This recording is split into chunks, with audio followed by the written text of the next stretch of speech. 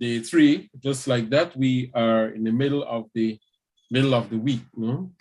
I hope so far that you've been having a good experience with each other and with this process of becoming more aware of the dynamics of the convention.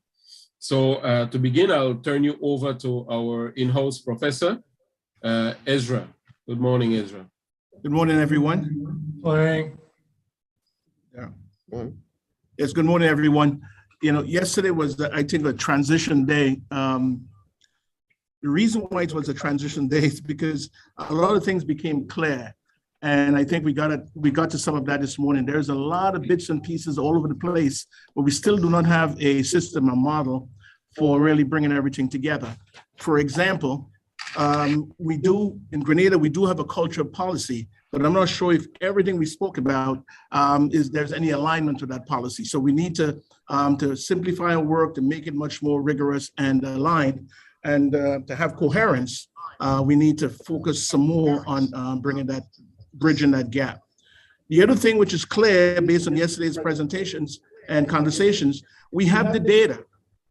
We do have the data. It sits in a variety of places, but what has happened is that the research methodologies are undefined, and it may be not processed properly, not clean, and it's not in a place where the depository where it will be available to all beneficiaries. And if you think about, there's a gentleman that spoke yesterday about, he spoke about 10 or 12 different initiatives that they have, and I'm pretty sure he's just sitting there. Somebody spoke about a private museum in Grenville. Another one spoke about Westmoreland College storytelling. All of that bits and pieces are just sitting there, and it needs to come together. We talk about folks giving out information, you know, tourists giving tours, and the information is incorrect. So these are things that we have to go back to, and it requires really going into the trenches and rolling up our sleeves and getting the work done, because the conversations are rich, but we have to do the work to bring these pieces together. So what I was thinking is that what I would like you to think about today, what are the barriers? What are the barriers that's preventing us from getting there? And we have to get serious in terms of identifying the institutional barriers that inhibit ICH safeguarding.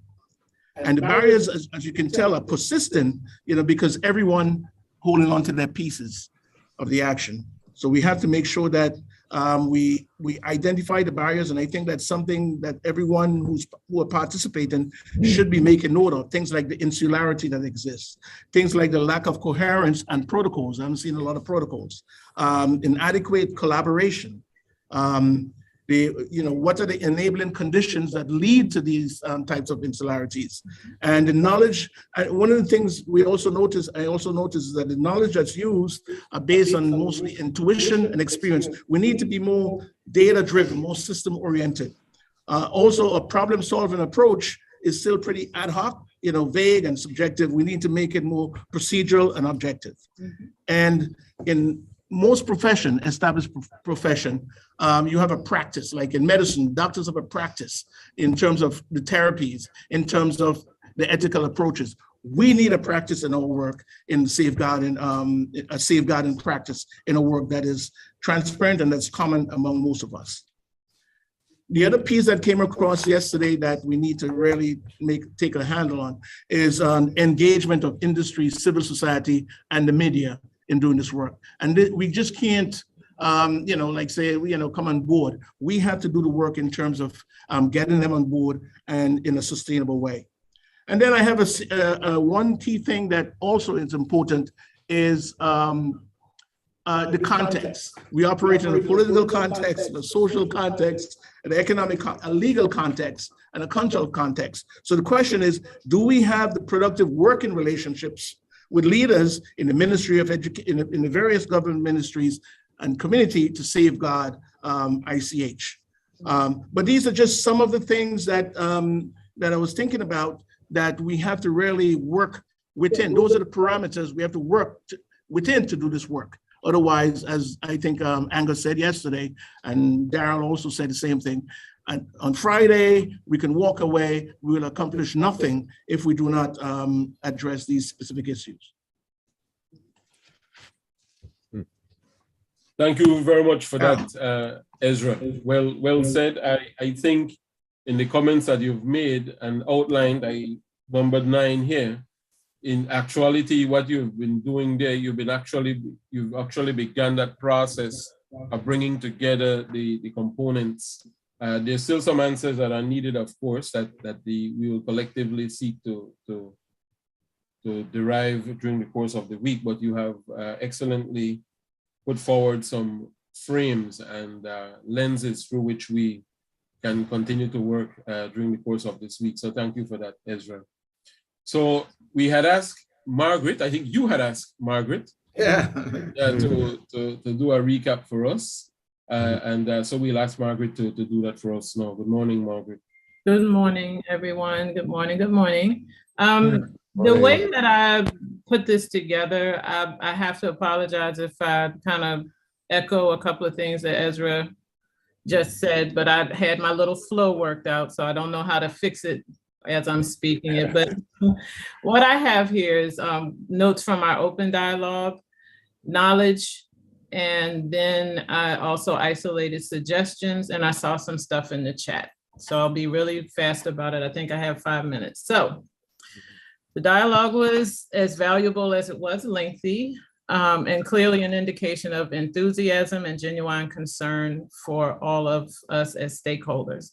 One issue that came up that started the dialogue really came from Koyaba. I'm not sure who the person was speaking, but she pointed out the concern of misrepresentation and representation of Grenada's history and heritage. Adriana spoke of concerns surrounding the project, specifically duplicated effort and communication between individuals and organizations, and therefore creating a knowledge gap that we would want to avoid. She's also concerned about the openness of caretakers and gatekeepers to join in our combined effort. And related to the first point, the motivation of people involved as the first point of contact between tourists and residents and a given ICH. Nigel mentioned our homework exercise will help us arrive at a process of negotiation to form a collective entity out of the many that are stakeholders. The general consensus of the group is that there should be an archive and data system developed and a determination about where it should be stored. A question was asked prior to the break about where we are with respect to our roles in safeguarding ICH. And I have to apologize there. I went back to the film, the recording, but all I could do is just rely on memory. I know that Peter said something, and I apologize, I don't know your last name. Danny Donnellan made a comment, Grenada Tourism Authority and the Grenada Cultural Foundation. Nigel's point under knowledge. I'm moving on into knowledge. Quote, the success of the implementation of the convention in Grenada will depend on a vibrant, active community engaged in safeguarding its ICH through its practice, transmission, interaction, engagement, posting of events or activities to the point that there is a vibrant cultural life. And Nigel truly stressed throughout the importance of having active community engagement. So we went into Unit 4 under knowledge again. We talked about the roles of communities, groups, and individuals and discerning what that would look like in terms of layers of participation. So I thought it was worthwhile to also mention, I'm scrolling,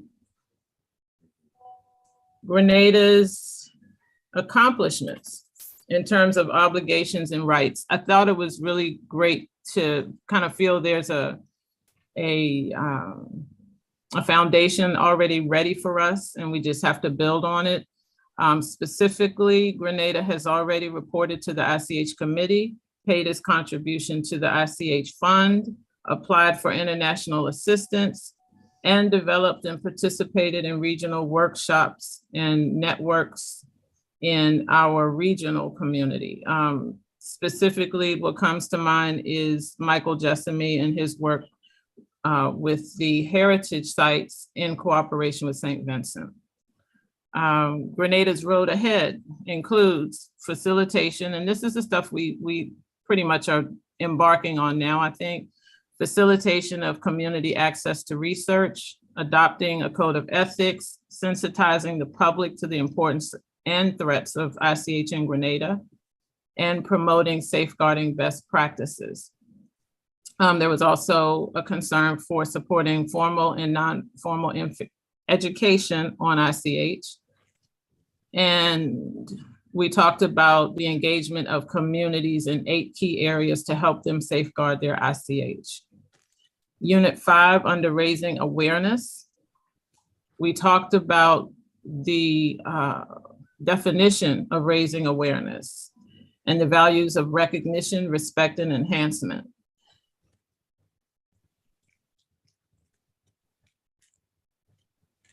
Awareness is raised through traditional and non-traditional methods such as media outlets, workshops, networks, and the development of ICH policies, which I thought was interesting. That is a great way to raise awareness, is through policy and discussion about policy. The others are obvious, the media and messages and the typical approach, not typical, I shouldn't say that, but the standard of approaching school systems and making sure that the messages are heard by our young people. So under suggestions, there were several. Maria suggested the GTA program to train and certify tour guides should be reintroduced. Angus suggested there be a review of historical markings and drove the point that ownership of the data is important. Public awareness should drive the point of culture being inclusive and not exclusive with regard to tenure, age, or gender. There was some discussion in the chat about the Grenada cultural policy, so there is a general suggestion there to read it and be familiar with it. Same thing with the convention, as we learned as we went through the units yesterday. We also need to consider the opportunity for the Grenada National Trust to be accredited and familiarize oneself with the ICH NGO Forum webpage. Peter suggested in the chat that we stage an annual or every 2 years National Heritage Conference or Symposium of stakeholders. And finally, and for this, I'll probably need some help with some wording. It's not official, it's just my notes. The general discussion indicated that there was a consensus that the Grenada National Trust and the Grenada Cultural Foundation should establish a formal relationship or cooperative with regard to safeguarding Grenada's ICH, initiating measures for the safeguarding of monuments, inventorying, and storing data of Grenada's cultural heritage. It's a mouthful, but that's pretty much what we're trying to accomplish, I think. From the last piece, from the chat, I did make mention of the U.S. Library of Congress and the return of materials to the family here on Carriacou, specifically the Fleary family. Adriana mentioned that there's a recent project or initiative approved by UNESCO to rescue and digitize archives. Yuri mentioned that funding opportunities are mainly established under conventions with specific outcomes. Donalyn made the cultural policy available to us. I also mentioned the 2035 Sustainable Development Plan not having ICH mentioned. Friedel Logi, I'm almost finished. Friedel Logi, and apology if I'm not saying your name correctly, stated that we should perhaps not limit our thinking of how to store the information to merely a physical repository, that the information can be digitized and stored under the control of a national trust, the National Trust or the GTA. It should not be prodigiously expensive to set up, and it can even be a money-making enterprise if so chosen. GTA stated that it's happy to discuss their role. Oh, sorry. Yep. Well, the comment came from the GTA. Grenada Cultural Foundation is happy to discuss their role further. And Adriana raised the issue of having more than one inventorying list to ensure the representation and participation of PM. And we got homework, which I'm sure Nigel will be jumping into. So that's my report. All right. Well done, well done. Thank well you. Done. Congratulations. Right. Thank you for that, Margaret. No problem. That sets us off quite nicely.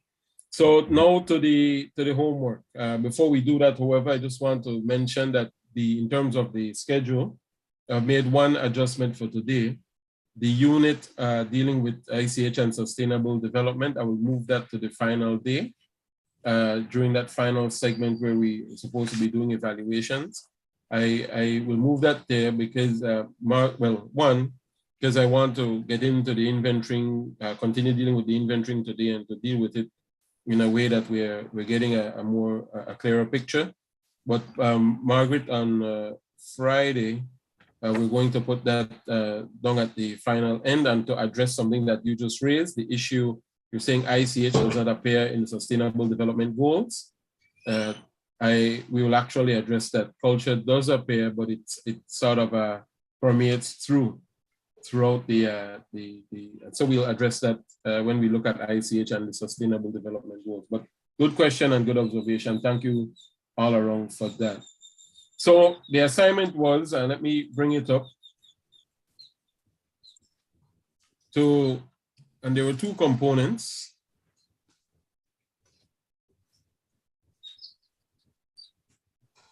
One second, sorry.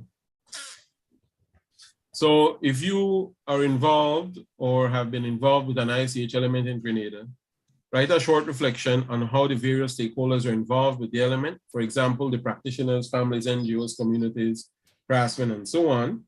And then if you work with a state organization or institution, write a short reflection on what you believe the organization can do to help with the implementation of the convention in Grenada for the purpose of keeping we culture alive. So if we can take, because of time constraints, we'd like to take maybe 2 and 2. We want to hear from a couple of practitioners or persons involved with ICH. And then we also want to hear from a couple of persons working with state institutions. Again, this will help us to address what Ezra raised at the very beginning. How do we pull all of it together? If we can begin to state how we see ourselves being involved, then that will help us to bring the pieces together. So could we have any volunteers, please, in terms of the first part of the homework? Any volunteers out there, any practitioners or persons involved with an ICH element?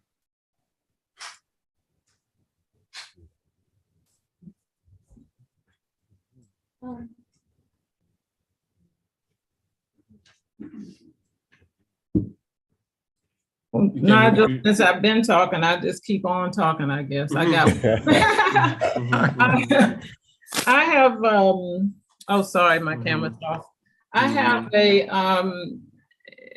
consulting company, and we're in dialogue with a corporate partner to try to bring back sailing for young people to Carriacou. And that is a high, in my opinion, my personal. I'm not a native kayak. My husband's the kayak, but I got it through osmosis. I'm a kayak now.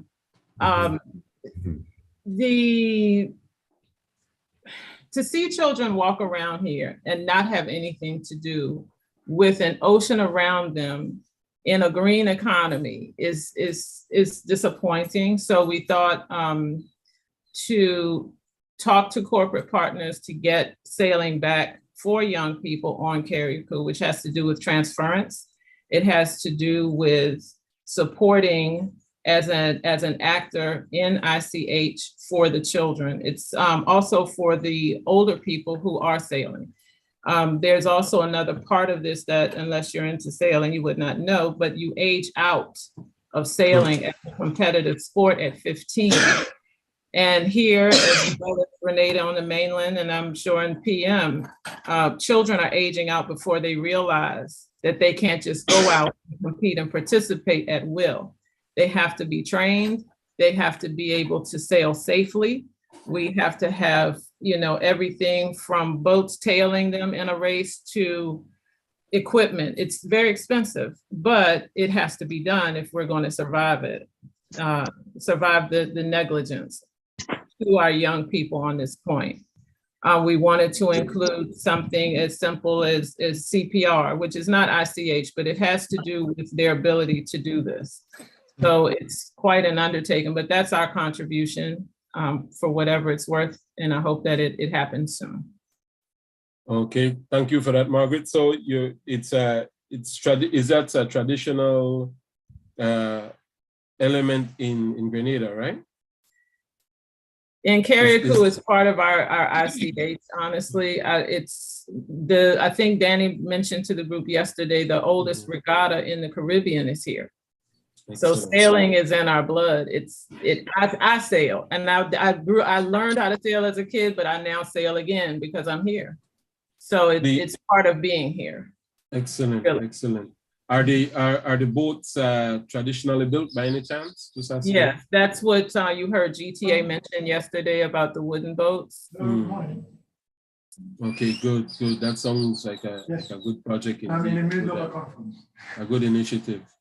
All right, and it's supported widely by the people on the island. It is a conversation every regatta as to how we're going to get young people included and involved in sailing again. The last time that we had a true COVID-free regatta, they had a special program set aside for children.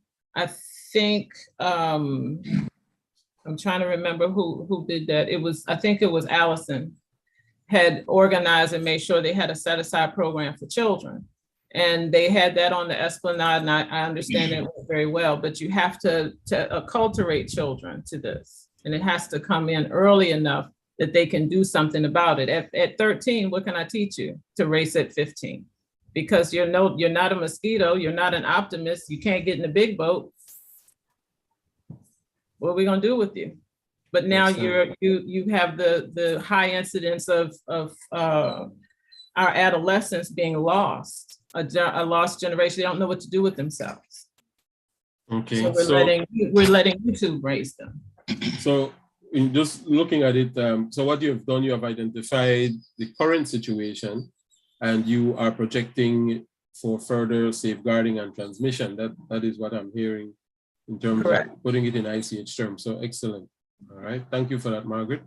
Kay, did you want to share something? Kay, Julian?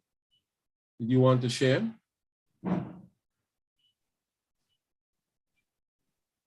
No, I did not. Okay.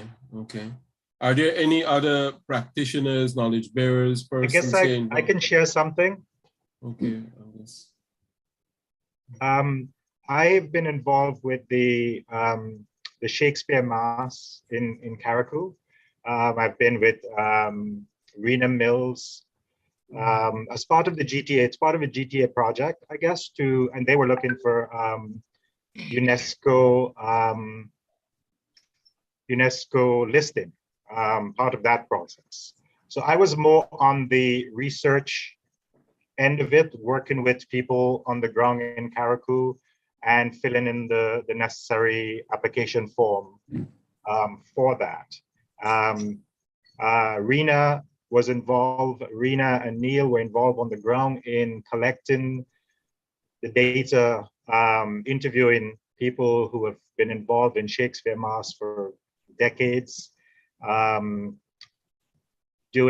with the people who are currently doing Shakespeare Mass, recording them, going through all of the different, aspects of how the Mass is basically prepared, carried out and things like that. And even looking at some of the aspects of, how it is taught to children today as part of schools and different projects. So looking at the entire realm of it with the idea of not just writing about it and recording the knowledge, but how is this transmitted?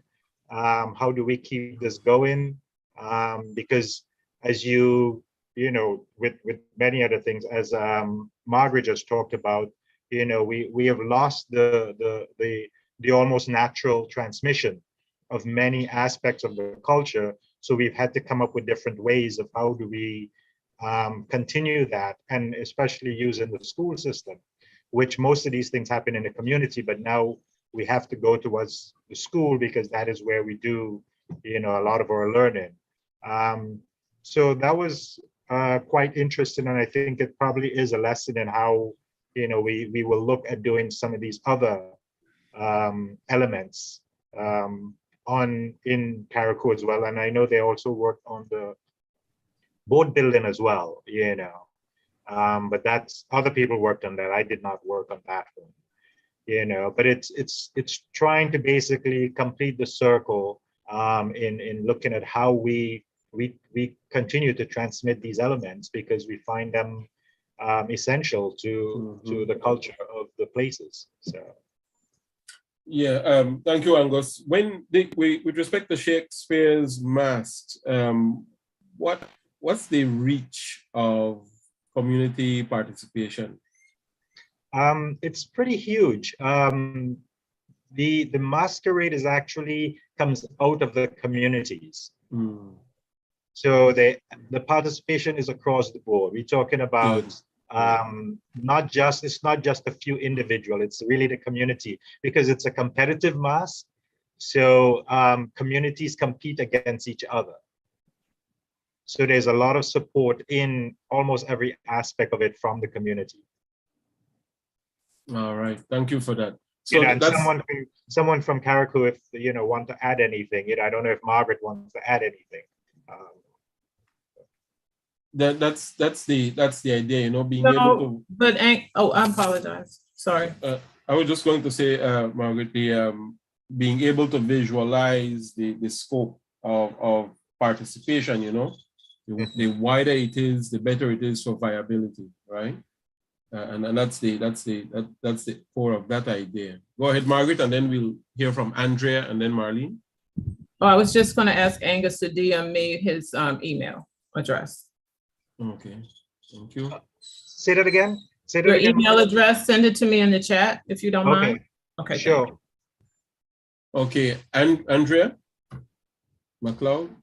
Yes, please. I think it sort of leads on quite well from what Angus was saying about Shakespeare Mass and Carriacou. And, since day one, the Shakespeare Mass has been coming up a lot. In terms of the reflection, I teach art and design at TA Marischal in Community College in Tantine. So one of the ideas for links, what could institutions do? Of course, we've got TA Marischal campus in 6 Roads, Carriacou. And in terms of student exchange, the students being able to go over to Carriacou, they just had the carnival and the Shakespeare Mass, to be able to go to participate and to see how that actually works and interact with their colleagues who are attending college at 6 Roads, I think would be a great way to, from what can institutions do, a great thing that the college could set up or get involved with.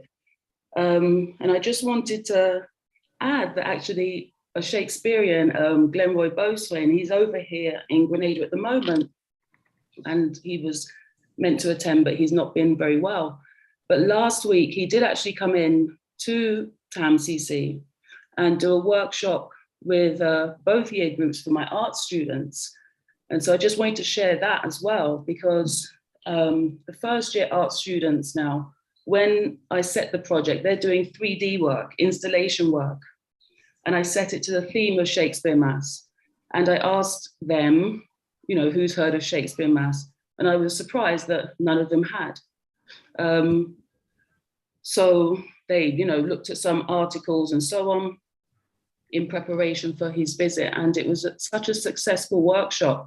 And the standout, I've got a mask here, actually. This was sort of my one. So he came to do the mask with them. And we didn't have time to do more aspects of the whole costume, such as the crown and so on. But he was able to demonstrate, perform some of the dialogue.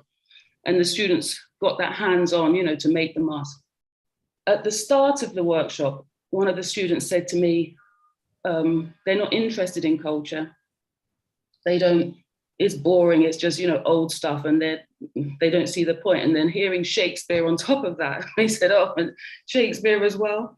By the end of the workshop, the same student came back to me and said, these have been the best 2 days of my life. And I was just blown away by that, because, you know, they were able to reimagine, to make masks that represent them, but still use the traditional, typical techniques. Plus they had the actual person there, and you know, he wasn't in costume, but when he started to perform, and the way he moved his body and all of that, the projection, the dialogue, it just really sparked their imagination. And that was in a classroom setting.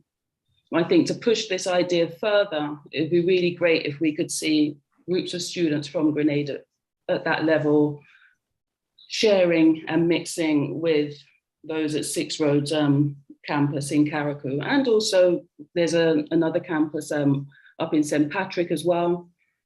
So, you know, taking students from Tantine to St. Patrick's campus, that type of exchange as well. What are they doing up there compared to what do we do down here? Because even though Grenada is quite small, what I've noticed is that the students aren't necessarily exposed to all aspects of the culture around the island. That you know what I observed about what you described there. You would think that based on the strict definition of ICH, that you're not focusing on the mask itself, but you're dealing with the creative side. But you're actually helping to safeguard the mask by using it as a. So that's actually. I don't know if you want to call it the indirect, but a way, it's a very creative way of safeguarding. Symbiotic. Right? Yeah, it's a symbiotic relationship there that's been developed. So congratulations on that. Very creative and thinking outside the box, you know? So you have them thinking about culture in a different way, through a different lens, a lens that they might understand better. So congratulations on that. Thank you. Marlene?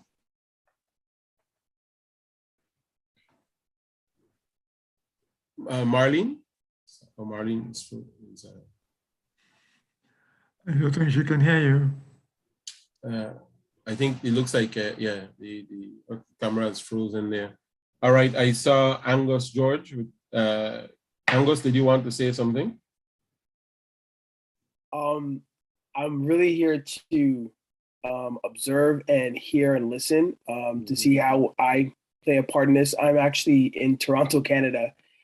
And it's 8 o'clock this morning, 8 o'clock, and I unfortunately just getting up to start my day, but I'm very thoroughly impressed on what I've heard in the last 10 to 15 minutes, and I'm looking forward to seeing how I can play my part as, I guess, part of the Grenadian diaspora. Want to see where I fit in, as well as where others that are in Toronto or in America can fit in to cultivate and continue the work that this organization is doing. All right, thank you, Angus. We have a message coming in here from Eugenia. Am I saying it correctly? Eugenia O'Neill. Eugenia, would you mind sharing with the group, please?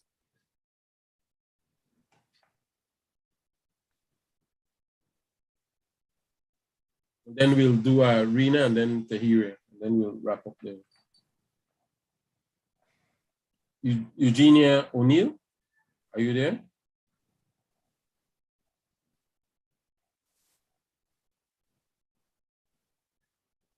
Okay. Okay, she's having some problems, so let me just read what she's been saying here. So masquerade designed for carnival involved many people: the designer, the wire bender, the seamstresses, the fabric stores, the people who cook for the people in the mass camp, and the mass camp members themselves.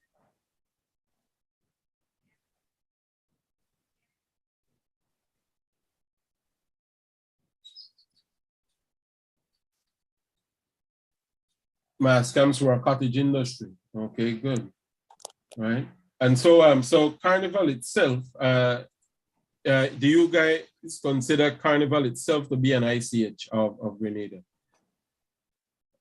Okay, good. Right, and she outlined the various actors, the various stakeholders, and the roles that they play. And so that is a good example of wide community participation. Some people will just go to observe, of course, but you have others who actually get involved with in the mass camps, who get involved with the making of costumes and designing and all that, right? And so that is a good example that involves a large number of persons. Okay, Rena from the Grenada Tourism Authority. I think Rena will now address the question from the perspective of institutions. Is that right, Rena? Thank you. Good morning. Are you hearing me? Yes, we can. Yes. Well, presently I am out on the field doing some work. So I want to thank Angus for starting the discussion. But just to add to what he mentioned, the question of participation. I'm getting a feedback. Hello?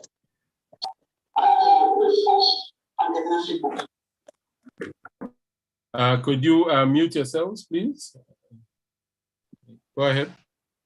Yes, just to add to what he spoke about in the area of participation, just to jump in there, last year being part of the project and physically being on the field, interviewing former mass players and present mass players.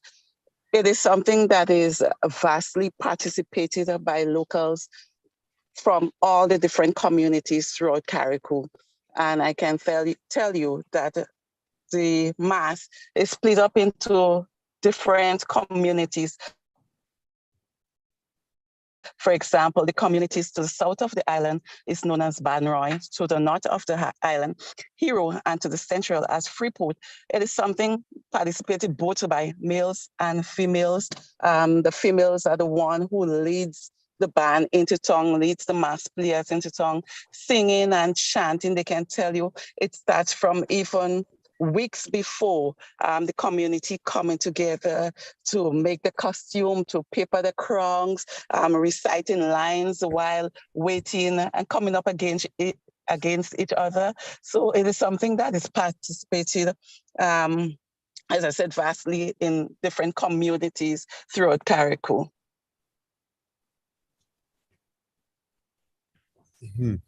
Okay. Thank you, Rena. Rena, do you have you work for the Tourism Authority with respect to the second question on what can institutions do? Do you have a perspective on that? What can institutions do to what? Preserve the mass? To assist with the implementing the convention on a whole, and based on the discussions that we've had this week. Or continue to do, I should say, because things have been happening, no?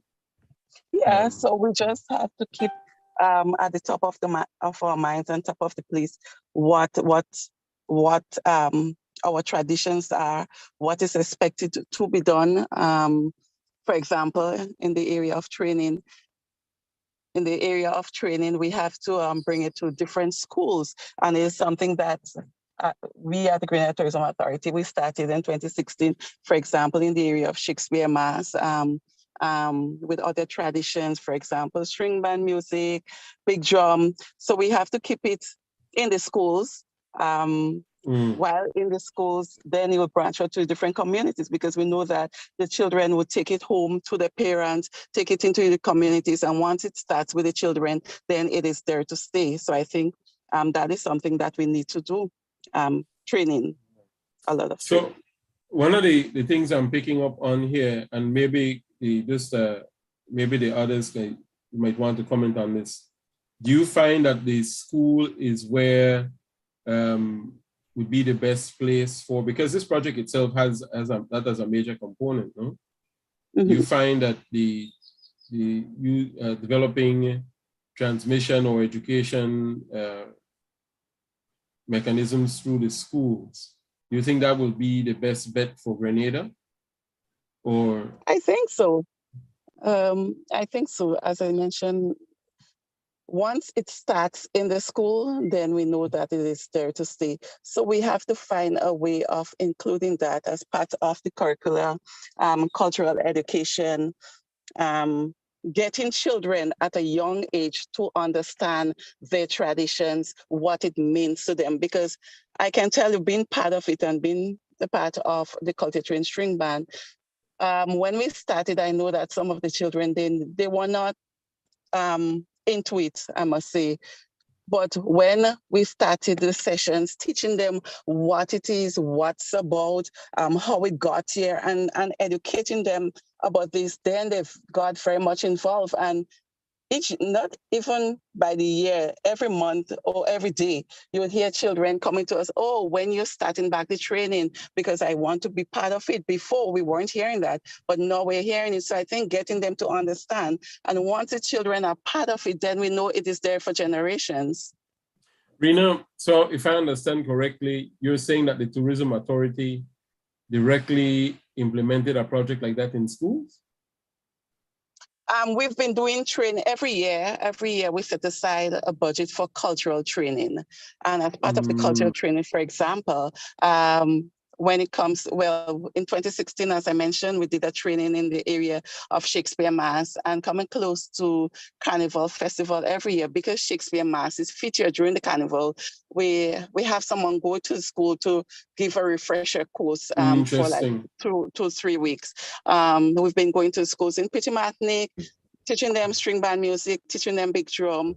The schools in Carriacou as well, both primary and secondary schools. Every year we set aside something in the area of cultural education. So you do, and you employ the practitioners and knowledge bearers. Yes, we do. Okay, so you do have a number of things going on. That's good. All right, thank you, Rena. Tahira? Nigel, may I come in, please? Go ahead, Newton. Go ahead. Right. I'll take a contrary view from the last speaker. And I do not mean to be too contrary, but I think a point has to be made.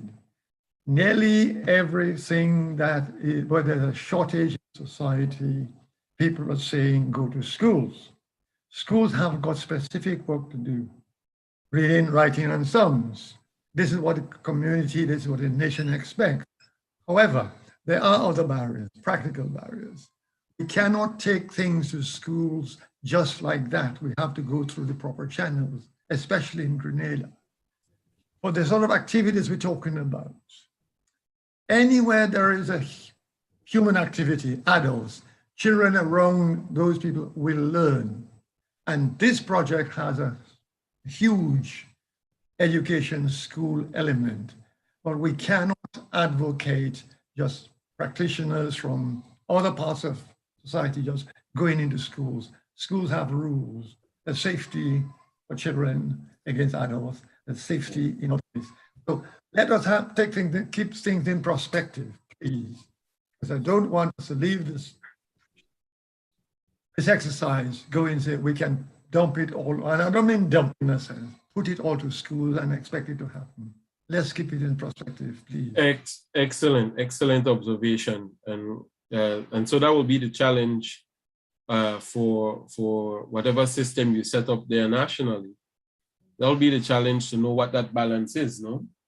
Yes. With respect to the use of the formal education system, but keeping in mind that you do have formal, you do have non-formal and informal mechanisms as well, right? These might show up as your extracurricular activities. These might show up as your weekend workshops for children. You know, so there are other ways to deal with it, you know? Of course, right. Of course. I right. mean, Thank you. Just one more point. Earlier, somebody mentioned the rule of what in Grenada they call the media. I think that's an awful phrase. But the community, newspapers, television, radio, they have a role to play, and they're not doing it in Grenada. So that's an avenue we can go down with that. Yeah, we can use that avenue, but please understand, schools have got a formal role to play. and that is teaching the children reading, writing, and sums. Okay, thank you for that, Newton. And let's go Marlene, then Adriana. Good morning, everyone. I remember going to school, and I've always been very involved in culture. And the things I remember from school, apart from the math and the writing and the reading, are those experiences that have shaped my life. And while those academic subjects are important, I think we need to understand as a nation that we have different children with different abilities. And if we cater only for those who are off the bat academically inclined, we are leaving out a whole set of children, especially right now. So I do respect Mr. Newton's comment, but I believe that the school has to prepare its citizens to meet the needs of the nation, and our culture and our civic awareness and our heritage is very much a part of that educational process.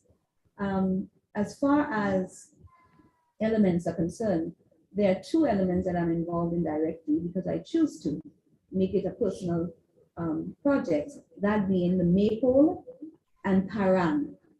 And Parang, I must say for me, because I spent much of my childhood in Trinidad, is not the Carriacou Parang.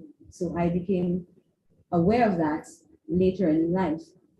And as a Catholic, the Parang had its roots in the Catholic Church and its practices.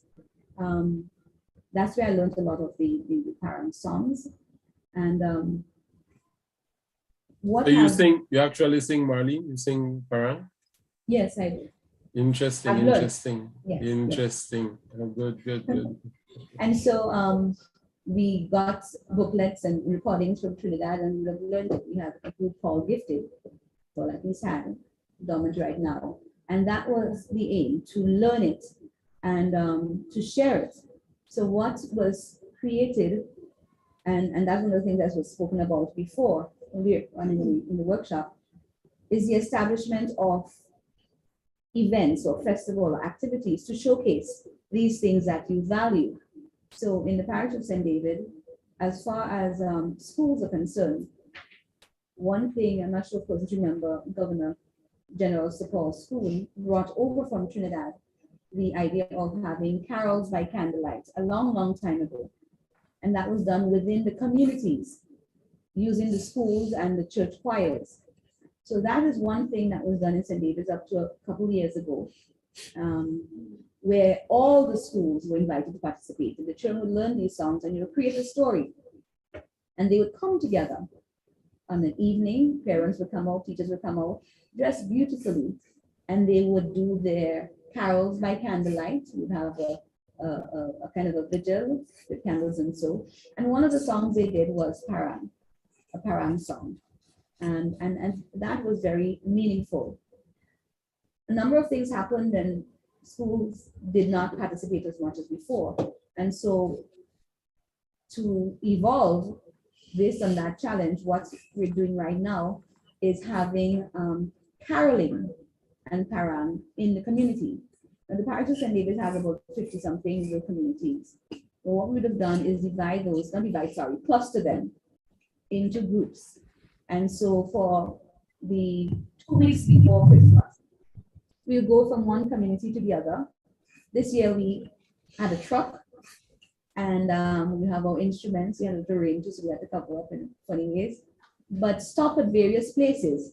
And we were never able to finish the route because you always got things to drink. It's Grenada. You all had persons say, give us one more song.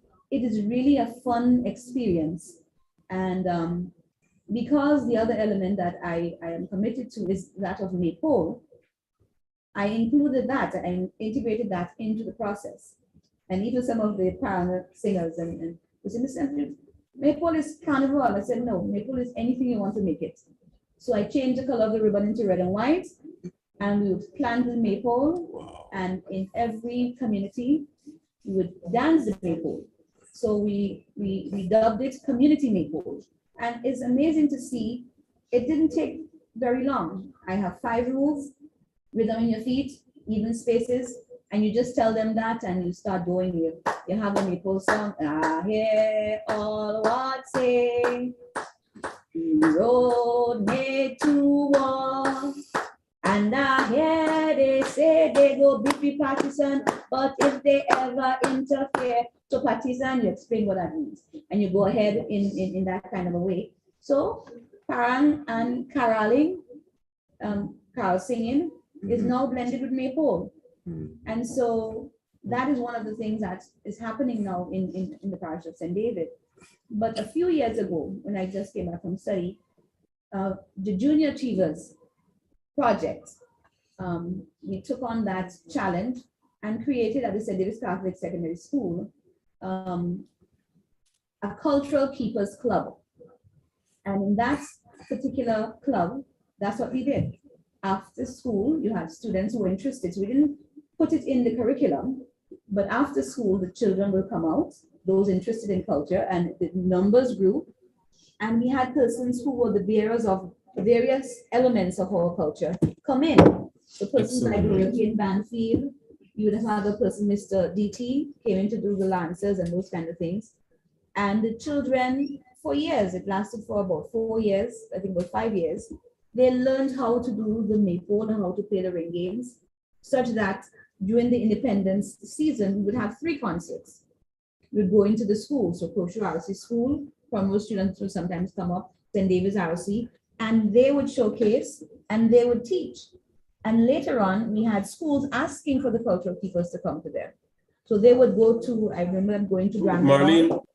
Marlene, you've covered quite a bit of ground, and I don't want to cut you off, but if you could just wrap up there, please. I know I certainly applaud you seem to be involved with many, and you've illustrated how the wide cross-section of communities being involved. Are you doing this yourself, or are you doing it through your work or so on? This is just your own interest, right? As a teacher. As a teacher. Excellent, excellent, excellent, excellent. And but so Marlene, I'd be curious to hear some more about it. But in the interest of time, I just want to get a couple other persons to speak. I appreciate thank it. you. I thank you as well for sharing. Okay. I keep Nigel? forgetting. Yes. Yes. Who's that? I keep forgetting Tahira. Yes. Tahira, sorry. Nigel? Good morning, everybody. Sorry, Tahira. Ezra, you had something to say? We had conversations about where are we going to, what's going to be the place we're going to launch this safeguarding of ICH. And I think there's a consensus based on the messages that's coming in that it seems as though we have to start off in the schools. I think it's a very efficient place to do it. But there are a few things that has to happen. We have to establish what type of standard what body of knowledge we want to get across to students. So that requires some type of curriculum and then the materials and so on to drive the curriculum. So there's some work there, but I think we have schools, we have the physical structure there, we have students, we have a policy, we have all this data that was shared today and yesterday and Monday. And I think we just have to get organized now. So I really want to thank the folks for sharing those great things that's happening. But I think we have a vehicle to drive a safeguarding of ICH.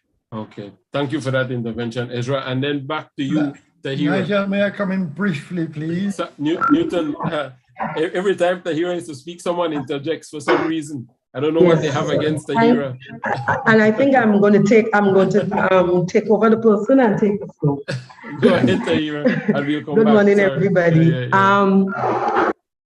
Some of the points that Marlene make as a teacher, it's valid, but one of the challenges that, as I'm seeing for the last couple of days, most people are mentioning that it can happen in school. But my idea is, since we have those community organizations, those different festivals that take place within the parishes, what they can start to do is to put these components as part of the festival. Like you could have the ring games, folk songs, traditional mass corner. So you invite the schools and the children come and partake, not just by being in the classroom, because you don't want them to be passive learners. And when you come in the classroom and you just talk, the information reach just a few children. But if you get the children directly involved in a natural setting, it has a lot more impact. Those children learn it there, they come back in the classroom, and it can be integrated in any subject area. They can write about it, they can create projects in social studies, they can have oral presentation. So if those community like Rainbow City Festival, St. Patrick's Day, Fisherman's Birthday, and start putting these cultural elements that we are looking to safeguard into those festivals, and schools get to experience them. The children bring back the knowledge into the classroom. You reach a wide variety of children that way, as opposed to just selecting a few schools, because let's be realistic, some principals are not going to go for it. And then we hamper. Whereas if these organizations set up these activities and you invite the schools, then you have a wide cross-section of children getting involved from primary go right up. So maybe that's one of the things that as we go forward, we could, the organization like the National Trust, Grenada Cultural Foundation, National Museum, we know that heritage, I think they say February is designated as Heritage Month. So maybe we can start looking at putting these aspects in that time of the month, in that time of the year, and getting schools involved. So then it grows with the children. You know, you send it. So that is my thing for how we can safeguard. Excellent intervention, Tahira. Thank you very much for that. We'll take Nigel. one more, and then Nigel, I'll try to be very brief, please. Wait. Newton, Newton, I'll come right to you, but let me get a couple other speakers. Fair enough, thank you. Let's go with Ib. Maya. Pastor Ib, yeah. Yeah. Morning. I just wanted to add that Miss Gloria Bonaparte, who is also with us this morning, and I and others have actually been working on a resource guide for children of grades 5 and 6.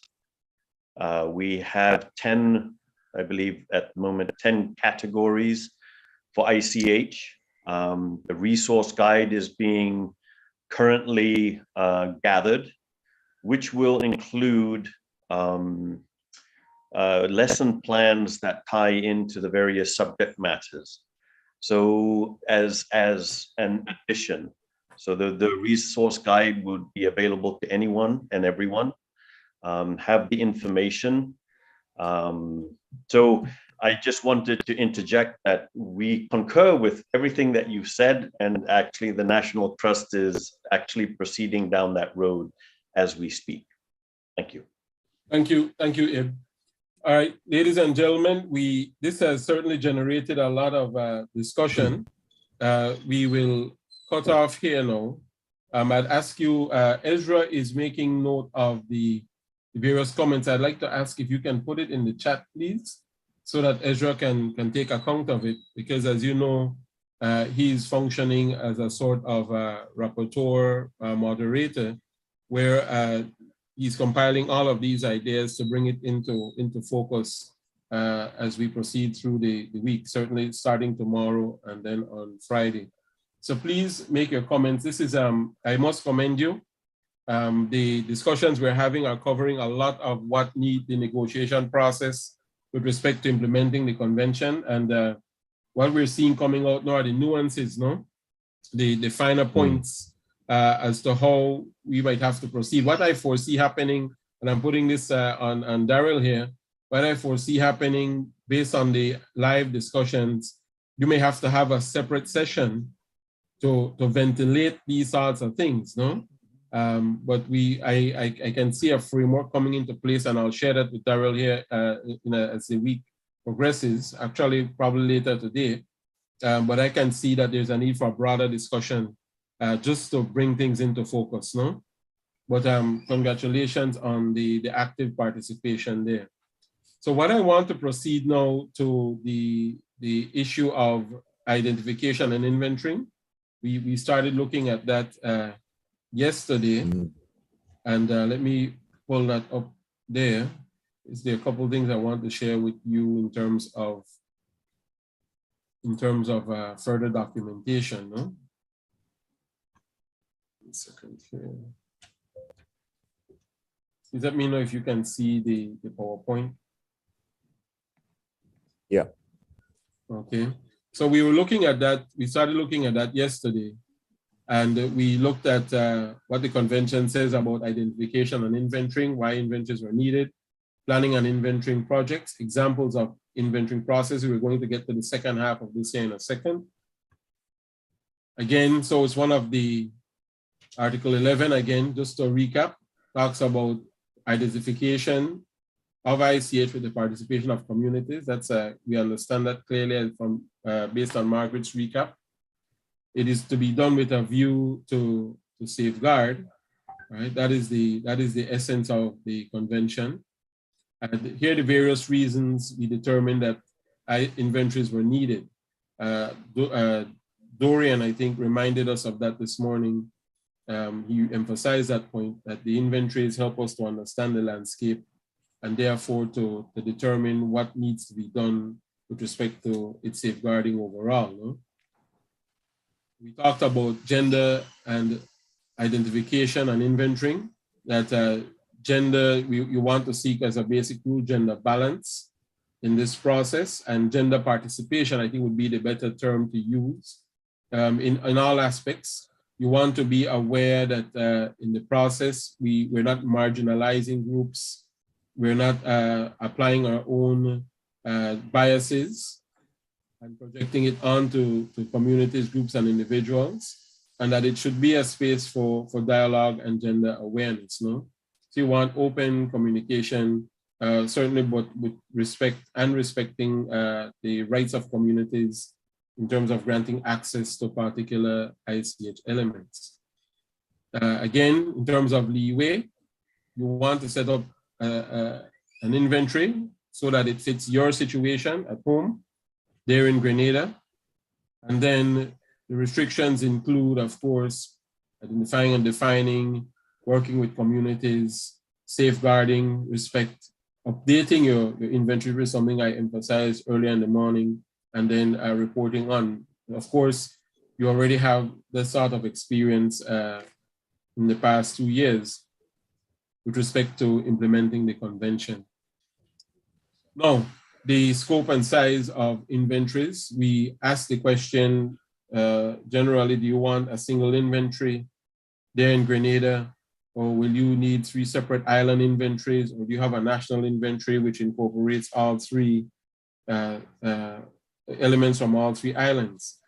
However you do it though, a thing that I thought about yesterday was that if you're whatever you're going to nominate, let's say for argument's sake, you want to inscribe an element from Grenada at the international level on one of the lists, the representative list, the urgent safeguarding list, or the register of good safeguarding practices. Let's say you want to do the sailing in Carriacou, right?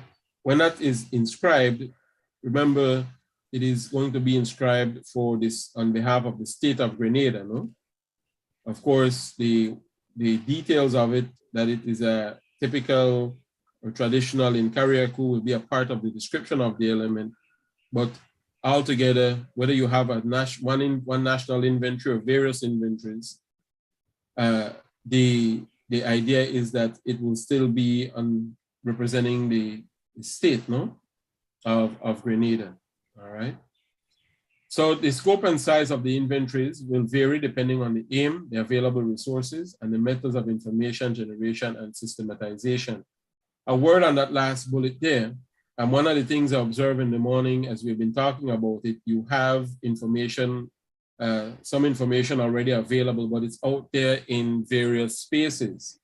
So one of the challenges you will have will be to see what's available and then see how that fits into whatever system you'll put in place to conduct the further inventory. No? So now, in terms of organizing the information here, it is against the spirit of the convention to create hierarchies. We talked about that. No element is more important than the other. because that's like saying one community or one practitioner is more important than another set of practitioners or individuals. And that's certainly not the purpose of the convention. In terms of organizing the information, some state parties used the non-exhaustive set of domains in Articles 2.2. We looked at that, but I mentioned to you that you may have your own system internally. But once you begin to participate at the international level, you will want to use the domains within the convention for that particular purpose, but it does not stop you from using your own systems, no? So for example, Daryl showed us that list this morning of possible elements to begin to inventory on that. I think that was a website. Is that right, Daryl? Is that a website or was that a database? Yeah, it was a website, right? Yeah. And so what you see there, you see cultural celebration. So the question would be if you wanted to inscribe something at the international level, cultural festivals would fall under one of the domains, perhaps the domains dealing with festivals, performing arts, and so on. It can be, some elements, by the way, can cover several domains, no? So that is also important to keep in mind, and we'll see a document which guides us in that process here in a minute. So as a third point here, whatever classification system is used, it is important that it facilitates appropriate access to the information by the communities concerned and by other stakeholders. I think this was brought up on day one. The people of Carriacou are overburdened. They're coming to them and they don't see any byproduct of it and so on. So those communities, whether in Carriacou or elsewhere in Grenada, their ability to access the information that they provide is critical, no? They should be able to walk into the trust or the foundation or the museum or wherever was and be able to access that information, all right? Using existing inventories, we don't have, from what I can tell, you don't have existing inventories, but you do have some work that has been undertaken, no? But I want to move directly to the third point here. Older inventories may require updating, and this is I don't recall who raised it this morning. It's not in terms of the work ahead, it's not, it's very, you might think of it as duplication, but it's very hard to duplicate work in ICH. What actually you want is to be able to, and it's not quite yet a part of our regional tradition, with the exception of some places, but what you want over time, you want ideally within next 100 years, you want to be able to keep an element viable, but also be able to track how it has changed over that period of time, right? To see how it has remained viable from generation to generation, but also be able to see how it has changed from generation to generation, no?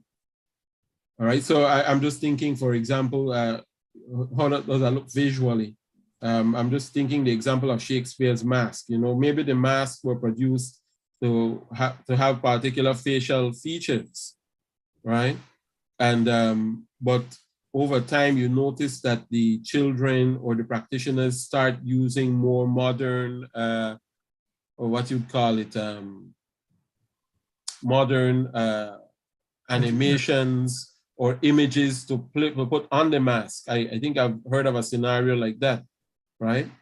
Who knows, they might start, maybe Daryl is a local folk caricature and figure, and they might want Daryl's face might end up on one of the masks, you know? But the question would be, you say, well, that's not authentic anymore, some people might argue. But some people might argue, no, it's the skills remain associated with making the mask remain, and the masks continue to be made, but they're just using now their context and their reality to make representations of the mask, no? So those are the sorts of things to be aware of. So you can't duplicate necessarily, you can add to. I think that would be the best way to describe it with respect to existing information. It's always best to add to, and not to think of it as duplication. There was the issue of free, prior, and informed consent. We look at that in more detail, but whenever we talk about community engagement in the inventorying process, one of the things you want to look at is this issue of sustained consent, meaning, can we continue to engage? Do we have your permission to continue to engage in this process of inventorying, updating, and so on? And it's a symbiotic thing too, to borrow the word that Darrell used earlier.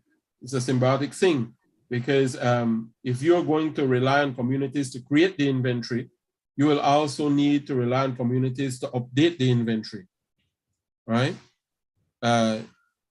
That's key, because again, you don't want to run the risk of looking at something through your eyes, thinking that it will remain the same. It's not static, things are always changing. And so the communities are the best indicators and describers of how things have changed and how they remain the same, all right?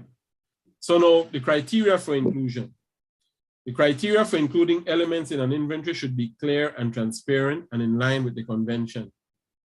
That is, creating dialogue and understanding among communities and promoting respect for each other's ICH. That is the spirit of the convention, right? And that is where the vibrancy comes from, no?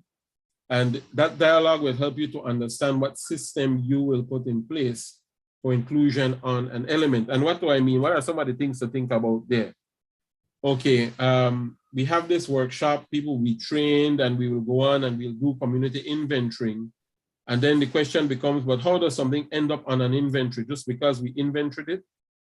Well, you might think of having a committee of an ICH committee that meets quarterly. I'm just putting it out there, what you can use your own system. An ICH committee that meets quarterly, that's comprised of persons, a cross-section of persons, institutions, government institutions, NGO, individual practitioners, and so on. So you get a cross-section and you create this committee, and together they're the ones that will review the information that has been brought forward and say, okay, this is ready for inscription and inclusion on our inventory. Because you want to have a particular standard for doing it, no? Based on how you understand it.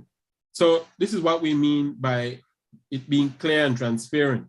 And then if you do it every 3 months for argument's sake, or every 6 months or every year, the transparent part comes where the media comes in. You call in the media, ladies and gentlemen of the media, welcome people of Grenada. Today we are announcing the inscription of Shakespeare's Masque and boat sailing in Carriacou, and the quadrille dances from Tivoli onto the National Inventory of Intangible Cultural Heritage of Grenada, right? So I'm just explaining it in a more practical way as to how, this is how you build broad support. This is how you make things transparent, no?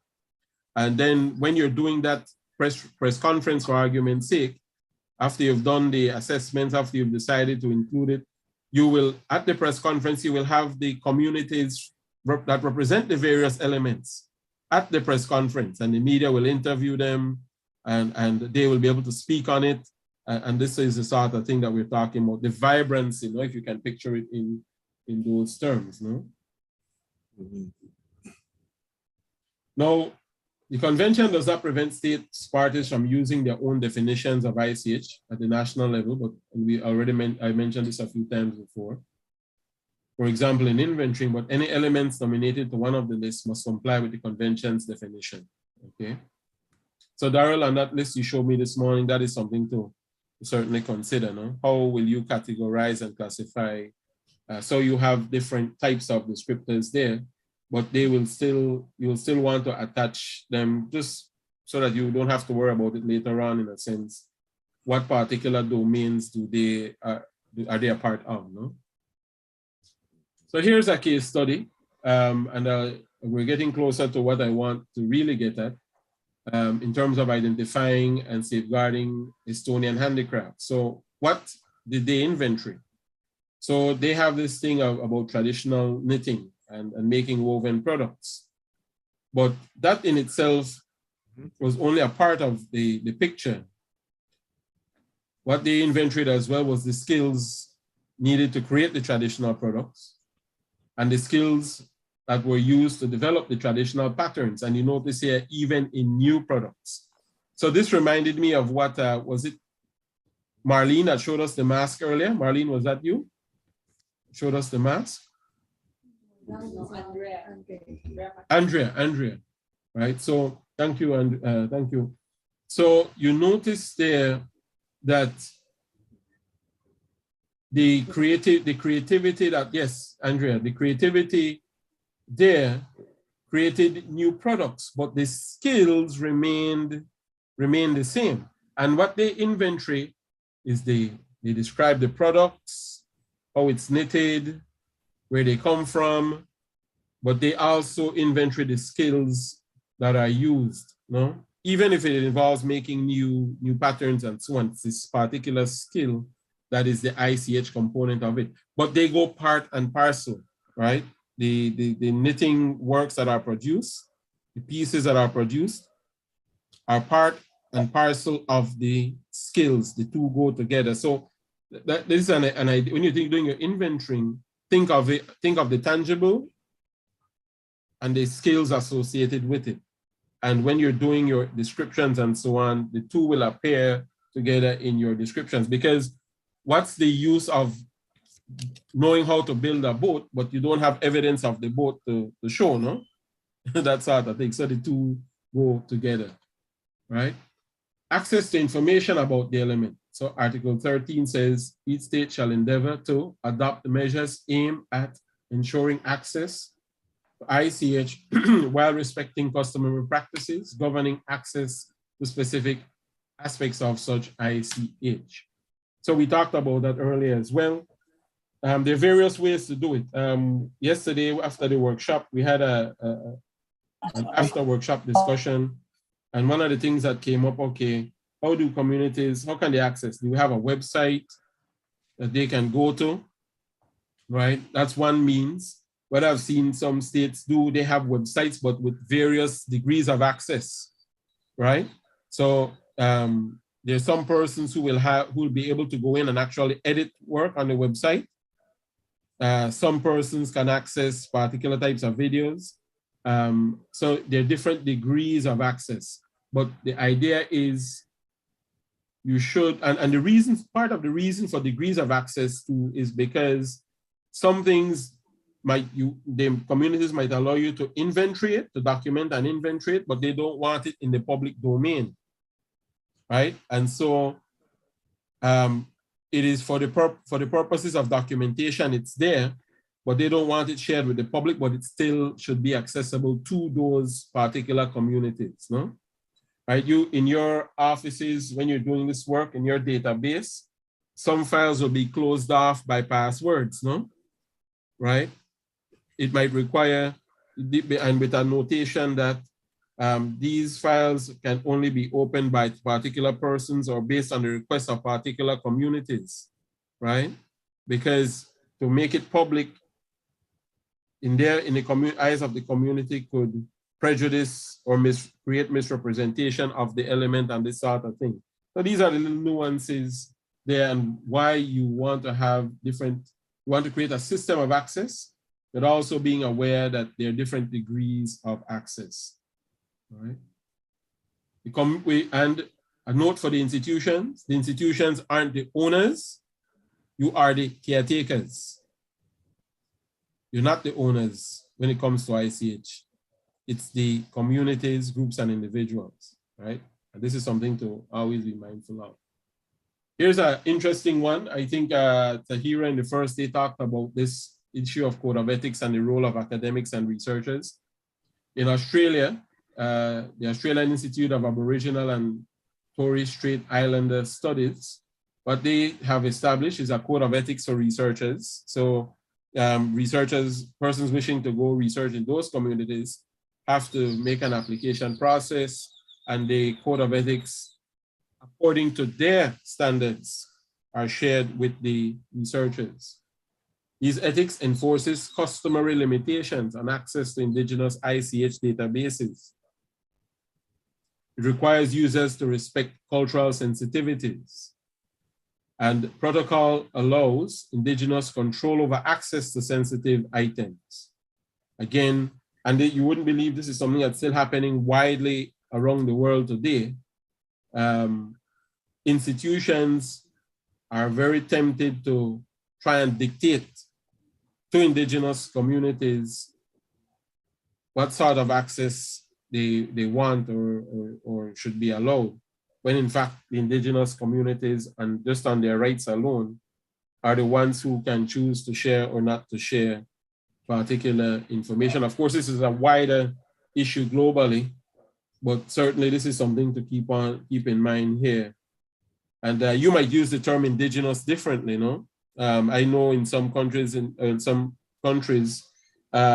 because of our African heritage and because of how the culture developed distinctly because of the Caribbean environment and the Caribbean experience, some persons claim that the people of the Caribbean islands, though they weren't here 1,000, 2,000 years ago, in fact, are indigenous as well, because the culture developed here. Some people make that argument, no, but that is something for you to determine in terms of your own scenario, right?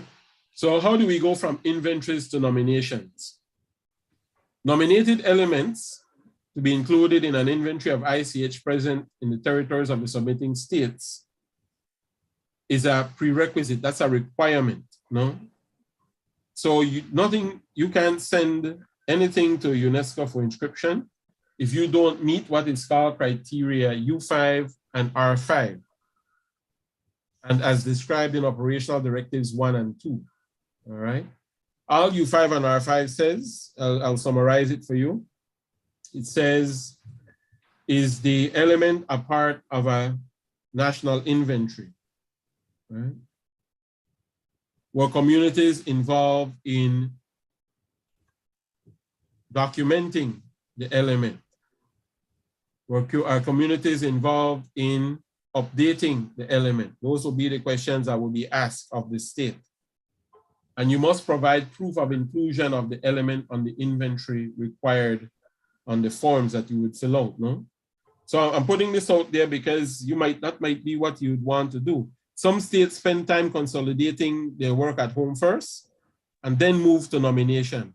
Some states jump after a short period of time, jump straight into nomination because they use it to bolster their international profile on culture. But that's something that you can decide internally what approach you want to use, no? I note though that inventories, as far as I can tell, are almost always never complete, no? They're almost always never complete.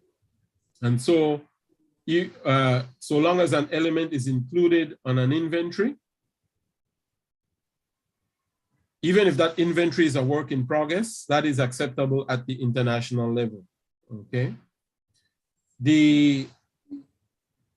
I want to point out something here now, the difference between a list and an inventory, right? You see that document that Daryl shared with us this morning with all those items listed with the various, you had teas and cultural celebrations and dances and so on. That is a list. The list might be the gateway to a more extensive inventory. So if it's on our website, if I were to click on any one of those, what should appear ideally is a more detailed description of the element with photographs, evidence of community involvement and participation, and so on, no? So the list is just that, it's a listing. But the inventory is the more detailed documentation, descriptions that go with each element that you have documented and you have included in your inventory, no? All right. So that's the best way to describe the difference between a list of an inventory. All right. So planning and inventorying project basic tasks. So I will share this with you, of course, but this is getting us to begin to think ahead now, no? You want to determine the purpose of the inventory, right? And you'll describe that in terms appropriate to you. You want to identify and involve the communities concerned and other stakeholders. So you want to get them on board from the get-go. If you see Daryl and Adriana and Tahira and Mr. Maya running around by themselves, doing all the interviewing work, which is highly impossible, you know something wrong, right? What you want are the communities concerned and the stakeholders to be identified and involved from the bell songs, no? We want to address the gender dimension of identifying and inventorying, no? And this is critical because while we assume, like in our part of the world, that, oh, well, men and women, well, we don't have that sort of issue. Some states do. It's a major issue in some states around the world, no? Women don't have certain rights, no? Women don't have certain rights. Women are not allowed to do certain things and so on, right? And just as an example, and so when you are doing your inventorying work, be sure to ensure gender balance and account for the gender dimension. And not only that too, there might be protocols within the community where, and I've had this experience where the man might not be able to interview the woman, right, in the household. And if it does happen, the husband has to be present, right? That sort of thing, right? Or the woman might not be able to interview the man because of how that society functions, those group of people function, right? So those are the kinds of dimensions when we talk about gender that you want to be aware of. You want to build a consultative mechanism and trust obtaining consent. You want to find the resources, identify and create structures for information gathering and networking. You want to do the information gathering and data entry.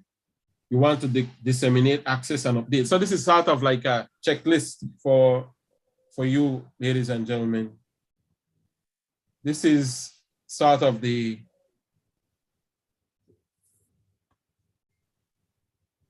stages, the steps that you will be engaged in when doing and developing your inventory of intangible cultural heritage of Grenada.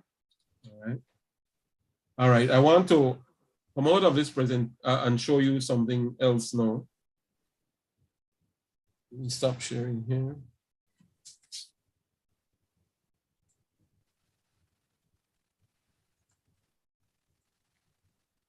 Just to whet your appetites a bit.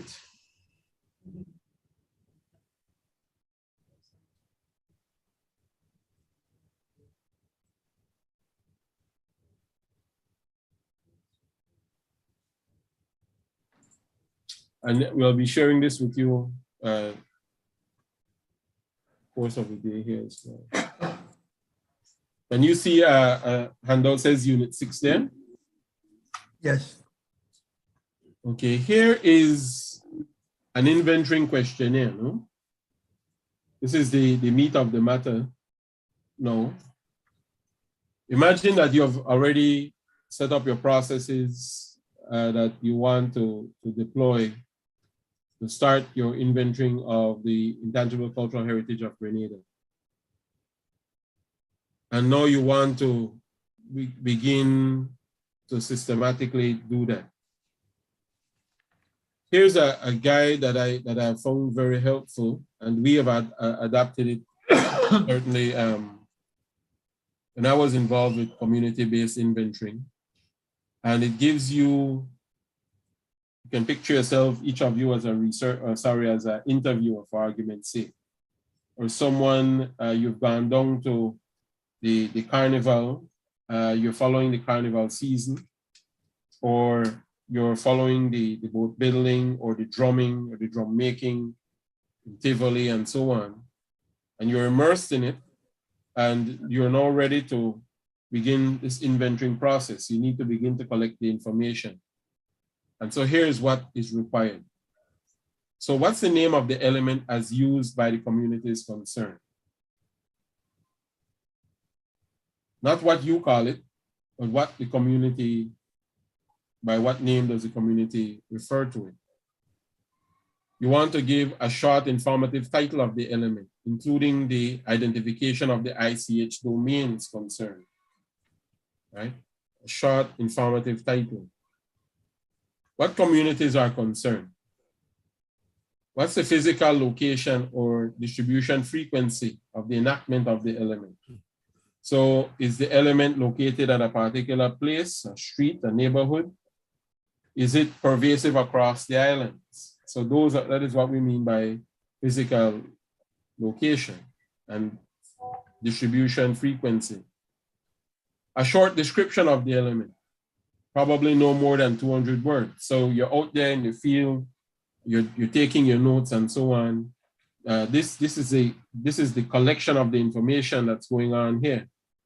And sometimes what you want is to have multiple persons doing this. I know just from experience, when you put together inventorying teams, you'll say, okay, all right, Brenda, you're going to be the one writing the information. I'll be handling the video camera. You'll be the one writing the information. A good trick would be to have a second person also doing some writing, no? Because what one person might miss, the other person might get, right? So you'll have a short description of the element. Then we move, yes, sir. Nigel, could you just scroll your screen up a bit? Yes. Further up? I think you showing just. Or you just want to focus on that first item, 1.1? 1.1. It's stuck. Is it? I'm moving the screen. It's not moving? No. No.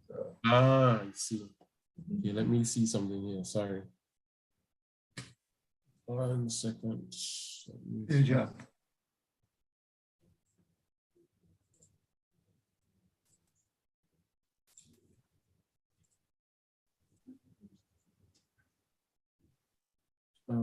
Just share.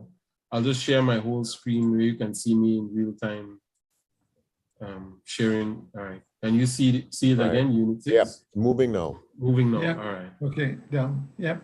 I take it that you want to take questions at the end because I see Tahira's hand is up. Right. But I just want you to see this questionnaire, no? This is actually something that you can adapt and use for your own inventorying exercise. No? Okay.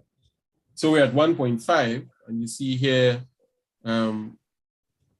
being able to write a short description of the element. And so you're now going into the characteristics of the element. Who are the performers, practitioners directly involved in the enactment or practice of the element? And you want to include their name, age, gender, professional category, right?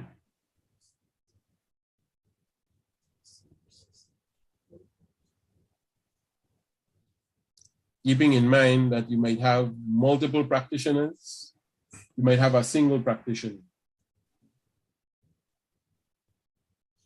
Other people in the community who are less directly involved, but who contribute to the practice of the element or facilitate its practice or transmission. Meaning they're prepared, as an example here, if it's carnival, they prepare stages, costumes, training, supervising, sponsoring. I think one of, was it Eugenia, was sharing that example of carnival this morning in the chat, right? The homework dealt with this circle of involvement. This is that aspect of it here. What are the languages or language registers involved?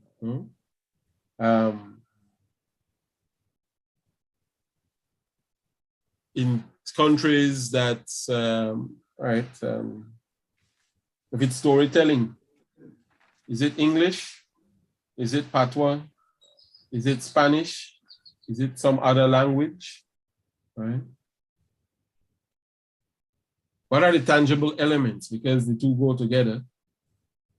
Are there instruments, specific clothing or spaces? Are there ritual objects associated with the enactment or transmission of the element? Are there other intangible elements associated with the enactment of the transmission? Some and this is important to remember. Sometimes ICH elements are blended into other ICH elements, no? Let me give you an example. So in a Maroon village in Belize, we have a tradition called the Christmas Bram. And the Bram is 2 days of celebration on the 25th and 26th of December.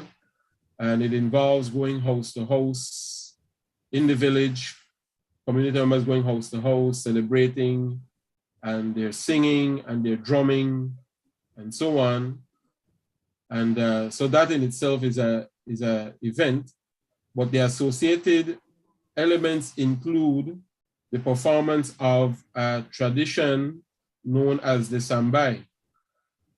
And that involves a nighttime, creating a nighttime circle around a fire where the men, to the rhythm of the drums, will jump over the fire to demonstrate their virility and so on, right? So you have the Christmas Bram as one ICH cultural celebration, but is associated with the performance of the Sambai, which is something that you can document by itself as an ICH. So you want to keep those sorts of dynamics in mind. So carnival in itself, for argument's sake, there might be other ICH elements associated with carnival, right? The making of costumes, perhaps, the skills associated with that. So those are things to consider. You'll inventory the broader event first and then its components, or do you do them together? No? I guess it might be, but that will require some organization on your part, no? And being able to understand what are the components of the element you're dealing with. 2.6 looks at what are the customary practices governing access to the element, if any, and this is critical. Mr. John shared with me that he does it's a family secret. There's a particular spice that he uses in there that he did not share, but this is how it's made, no? And you make a note of that. What are the modes of transmission to others in the community? Well, in the evening time, you have the mass camps. On weekends, you have the children going down to Mr. Betson's boat yard, where he shows them how to build the boat, right? It starts in school. The family down on Main Road, Mr. Rodriguez, he teaches children how to make the drums. That sort of thing. How is it transmitted? What are the relevant organizations, if any, no, involved with the element? What is the state of the element? So you see how extensive this thing is in terms of the viability. Are there threats to the continued enactment and transmission of the element within the relevant communities? What are the threats? Say what they are, because this will tell you how to help to safeguard it. What are the threats to the sustainability of access to tangible elements and resources, if any? Dario talked about the tree planting and so on this morning. So if the trees that are used to build the boat or build the drums or make the paddles, if those resources are more scarce, that's a threat to the sustainability. Sorry, to the viability. What's the viability of other intangible elements associated with the element? So remember, we talked about some elements being associated with another element. Same thing here. What's the viability of those other elements?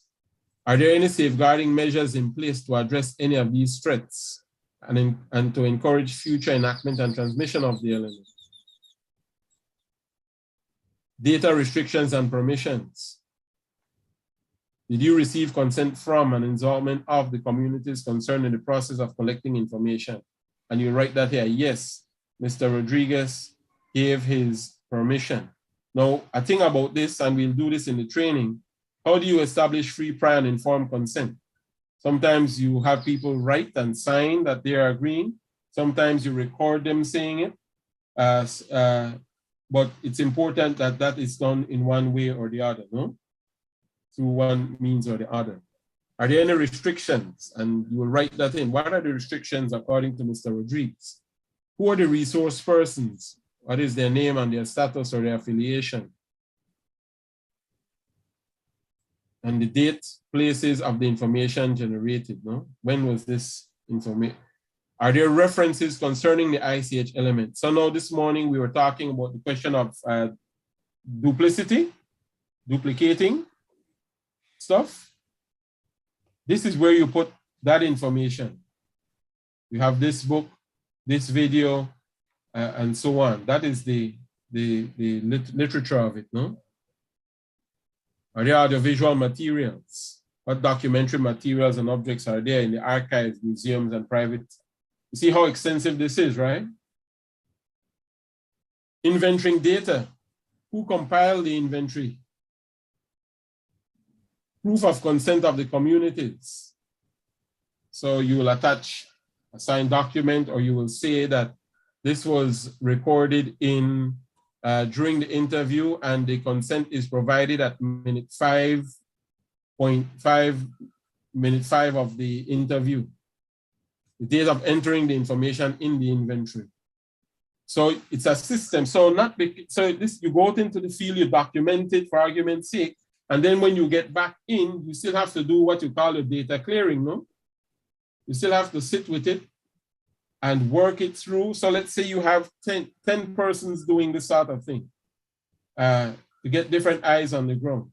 When you come back, it will be someone's responsibility to look at all 10 and to generate a single inventorying sheet, right? So it's not, you see how it's becoming more and more detailed here. All right, let's open up for questions. I see hands up, Tahira, Gloria, and Adriana. Well, let's start with Adriana because she has had her hand up since yesterday. Yeah, tired. She's trying to fly. I will mute, Darren. Go ahead. Hi, good morning, everybody. As we move forward and we are receiving this valuable training and knowledge from Nigel, I have a question, Nigel. Has I'm seen or visual? Can you go to the inventory again, please? Okay, one second. Form that you have that and the inventory questionnaire that we shared yesterday. By the way, we shared yesterday with the materials. But in case that you haven't, let us know. So, point 3. Is it moving? Is it moving? Has you spoken, explain us? I'm trying to understand how will the criteria that we're using. So because there are several factors or elements to put in place. So on one hand, we have to do this by the community or with the community, and the community has to be involved. Or several communities have to be involved. But at the same time, what I'm seeking here is that we might need somebody, several experts in heritage, because then we can lose that valuable information, or maybe we cannot put it in proper words. Whatever is filling this ICH questionnaire, because then again, it's a matter of putting my subjective part of it, as I'm not, for example, I might not be expert in heritage in Grenada's heritage, but then that means that I have to be a researcher, as somebody, an expert in heritage, included in this process in order. So how do you make that balance? How we can make that balance between what the community has to say, what has, let's say that I will be the ICH coordinator with the technicians going on the ground, and they will be writing, but then an expert has to be involved. So if you can ask me, what is your experience based on different projects in the Caribbean? What do you have seen? Thank you. Well, the when you say experts, let's look at. Yep. Oh, sorry. No, 1 second. That's up. Go ahead. Yes. When you say experts, there are various. Yeah. Can you hear me? Can you hear me? All right. So when you say experts, you will need to survey. This is why the more persons involved, the better, no? You will need to survey the pool of persons involved in the process overall, right? First, you'll have to know what it is you want to inventory, right? And then you look at the landscape of who the persons are that can participate in that process, including communities. Because there's a role, it's simply about finding a role. No, I'll give you an example, a personal one. So I was the director of this institution and a focal point for implementing the convention. But while I understand culture to some degree, and I wanted to be the one writing, sitting there writing and interviewing, a lot of times I had to just find another role for myself, no? As the cameraman, or as the person doing the summaries and so on. But so it's just a matter of putting people in roles that they can perform, right? Some persons might like using the camera. Some persons might like or have a skill in dialogue and exchange. So it's finding those persons. But what we used to do as a practical matter, before we embarked on any inventorying exercise, we would have a workshop to precede the inventorying exercise. And the purpose of that workshop was to brief the persons going out into the field about the element that we wanted to. So we provided them with the background information. So we're going to go speak with Mrs. Ernestina Mo in Caledonia. Ms. Ernestina is the eldest practitioner of the comparsas of Carnaval in that village in northern Belize. And the Carnaval, as we know it, is this, and this, based on the information that we have available. All right. And so you do a sort of briefing, no? Before you actually go into, and what we do, we utilize persons who have knowledge of the element to come do that, no? Right? To come do that and say, this is what we'll be going here, this is who we'll be speaking with, and this sort of thing. So you do a briefing first, and then you go knowing who will be doing what, no? You'll be playing what particular role. It's always good if you have familiar faces on the ground, community liaison. So if I know Newton is from a particular community and we're going to go inventory that, Newton, would you be able to act as a sort of go-between for us in this element? Or if you have the time, because it's a passion really. Go down to the communities first, speak with them, develop the relationship, and then go do the inventorying, documentation and inventorying, no? So you want to have contact with them first, and then, so you will have to understand your own landscape, Adriana, as to who can do what, no? One more question that related to that, please. Sorry. Based on your comments, I have another one that's, I know that other people are waiting, but what about the scope? The dimension of the ICH elements, because this is the first time that we are doing it officially, but then what about those communities who are forest inside of the bushes? So I will put an example. In Venezuela, we have these communities in Bolivar state, which are in the Amazon. And if I want to document an ICH element of the Yanomami is indigenous people. So here we might have that, because based off the human resources that we have right now, And this is our first attempt to do it, and I hope that we will succeed for sure. So what about that scenario? That possibility that we don't want to make that mistake of leaving somebody or any ICH element behind or a part of this. So how we will put that in place? Well, Thank the you. rule, a good rule to apply is to do what's doable at first, especially if you're just starting out. Do what's doable, because while it is your intention to be inclusive, inventories are always in progress. So if something is not doable immediately, you plan for it, no?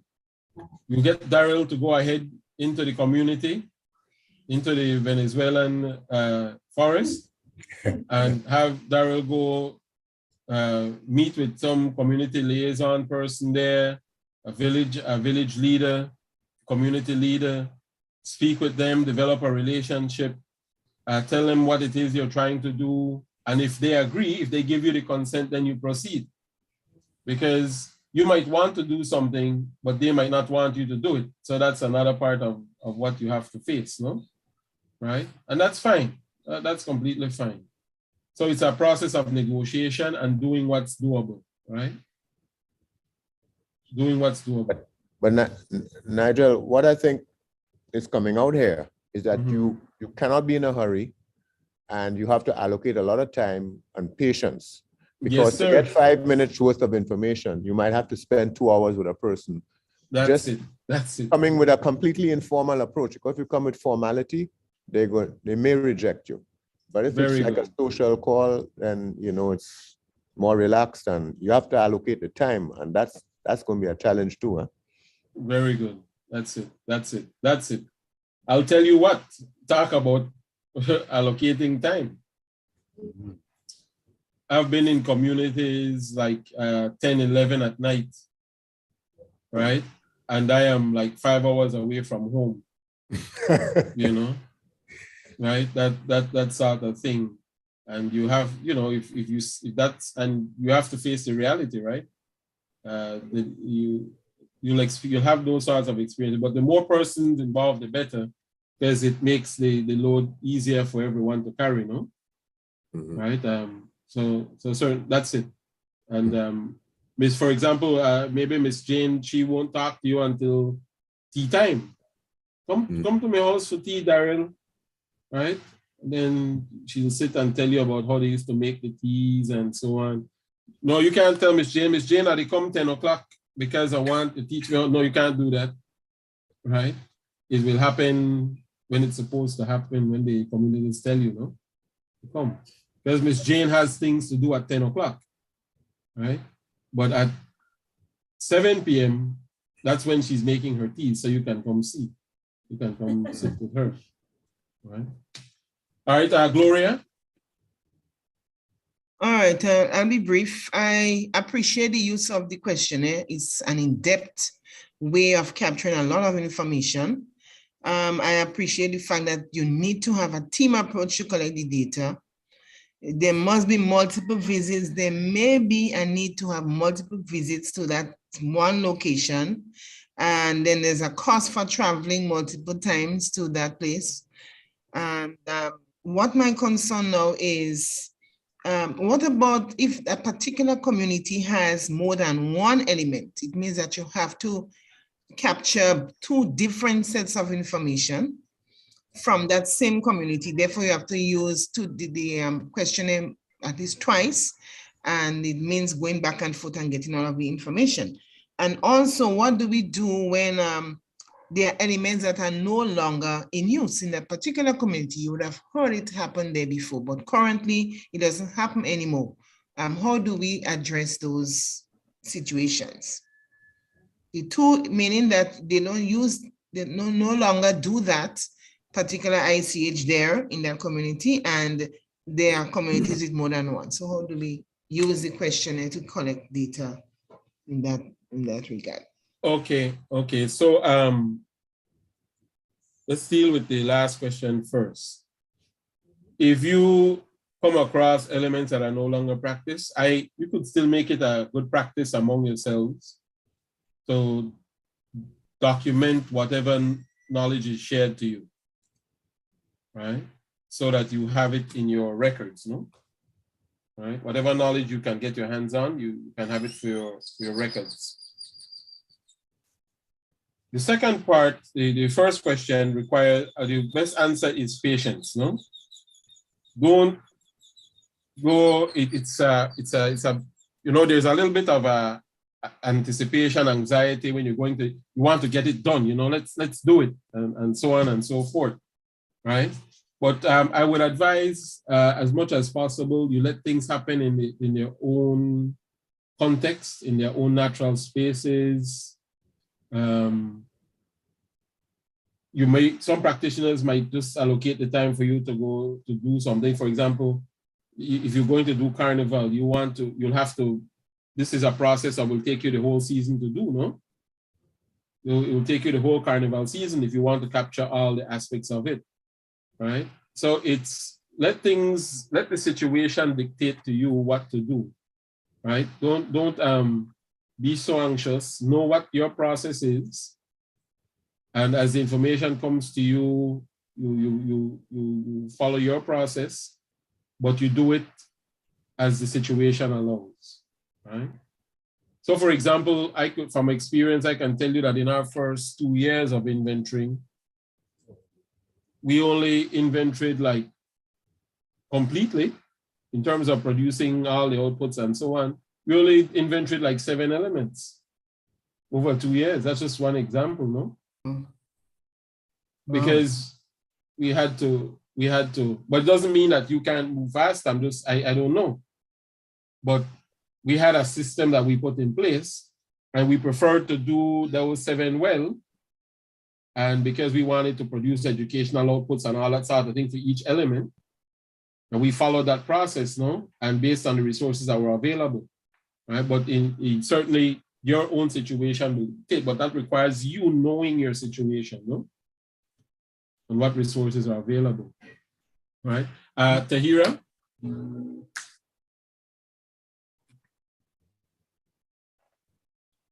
Sorry, my hand went up by mistake. I was typing something in the chat. So I just put my comment in the chat. Okay, thank you. Margaret, I saw your hand up. Yes, it's just a very quick suggestion, maybe to help other people too. But to your point about, I guess, presenting yourself to the community, what worked for me, and I'm in the, I guess, fortunate and unfortunate position of being married to someone that people know. It doesn't mean they know me. So what I did was I staged a get together. There was no agenda. There was nothing. I just talked about ICH and tangible cultural heritage, and that they might see me coming and going, but this was really a time for them to ask me questions. Ask me who my parents are. Ask me where I've been. I'm not even a JCB, I'm an NBH. I'm not born here. So they have to, you have What's to. MBH? What's MBH? What's MBH? Not born here. I love That's it. me saying it was just a little joke, not born Sound here. like you were knighted by the queen or something. Yeah, it feels sometimes. But you know, you have to know that you are delving into people's personal affairs and they don't know you from Adam. So for me, it was money well spent just to give them a chance to stare at me, ask me a question, and then when they see me again, now we can have a conversation about the real stuff. You That's know, right. and it started out with me introducing myself to opinion leaders. That's something I haven't heard thrown around in this conversation, but every community has one. Doesn't have to be the minister. It's just an old person that people respect. So I connected with people, key people in the community, explained at length what I'm doing so that when we got together, they trusted me and the community could give me a chance. So when I went back, it was much easier. Excellent. But no agenda to start is the agenda. Nice. Yeah. Good suggestion. I wanted to address a question here. We're coming to you right now, Ezra. Kelvin is saying, can the questionnaire be adapted to suit the community? Yes, for sure. Right, depending on what you're doing, you can amend the guide. No, Ezra. And then sorry, before Ezra, when Ezra, we'll do a couple more slides and we'll take a break because this morning has been unusual in our discussions. Ezra? Yes, Darryl, even though we're going over time, I think we should stay with it because it's riveting. There's something I noticed in Grenada, well, it's still going on. You see individuals, especially males, walking around with a cutlass. I mean, a cutlass is a machete. You know, if a Cuban is in Grenada, he may think we're going to have a revolution because there was a machete brigade that brought down the Spanish. So there may be some cultural elements in that, because I went to visit a community, Indo-Grenadian community. You know, I went there about 3 times, and all the males I met there, in a little snacket kind of a beer shop, they all had on a water boots with their machete in the hand, with their cutlass in the hand. So I assume they are farmers. But I think the element of, you know, young guys, old guys walking around with a machete, and also sometimes you see older guys on a Sunday, if they're going to visit their buddy, they will go with their machete or their cutlass. Yeah. There's some significance about it, whether or not it's about maybe they're going to bring home a few potato slips or maybe a banana tree or whatever. But it's a practice, and it's a practice, and it also has a symbol that goes with a physical thing that goes with it. So it's something I think that I'm not sure how we're going to, you know, document that, but it might be on an individual basis or like in more known community basis. But there is some significance there. What are your thoughts? Well, I'd have to observe it some more. But what you're looking for is the ICH, no?